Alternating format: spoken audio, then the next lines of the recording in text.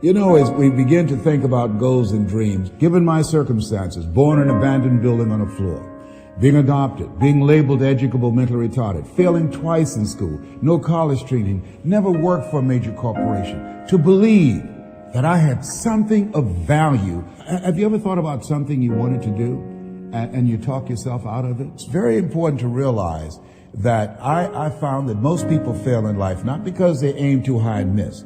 Most people fail in life because they did just like I did for so many years. They aimed too low and hit.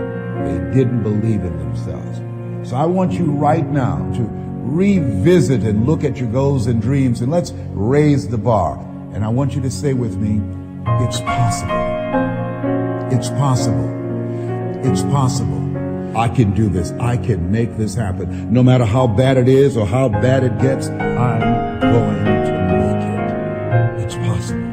Yes, your dream is possible. Say that to yourself every day. Feed your mind with words that you write and words that you hear and words that you speak to yourself. Feed your faith and your doubts will starve to death. Say to yourself, it's possible.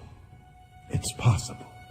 It's possible. Even when you have no evidence to point to, say to yourself, it's possible. There's nothing as powerful as a made-up mind. It's a struggle sometimes to do that, especially when you have people around you telling you that it's not possible, that you can't do it.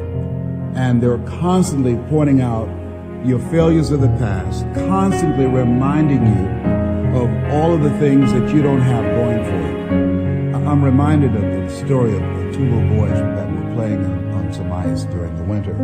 And as they got further out on this ice, one fell through the thin ice. And so the little fellow that was still on top of the ice, he was trying to save his little buddy. And he couldn't reach him. He was trying to pull him. He could see him through the thin ice as he got further away from him, struggling. And he couldn't reach him, and he was trying to break the ice, and he couldn't do it. He looked around, and he saw a tree in the distance, and he ran, and then he got up on the tree, and he pulled and broke down an enormous-sized branch, and came back and savagely began to beat that ice, and broke it, and miraculously, he saved his friend. And when the paramedics came, and they were able to revive this little boy, they were scratching their heads. They're trying to figure this out. Said, how could this little pruny fellow go up in a tree and break off a branch this size and then come back and beat and break the ice and save his friend? They thought it was just miraculous. It was baffling. And an old guy who was there said, I can tell you how he did it. And they said, how? How did he do it? And he said, there was no one here to tell him that he couldn't do it.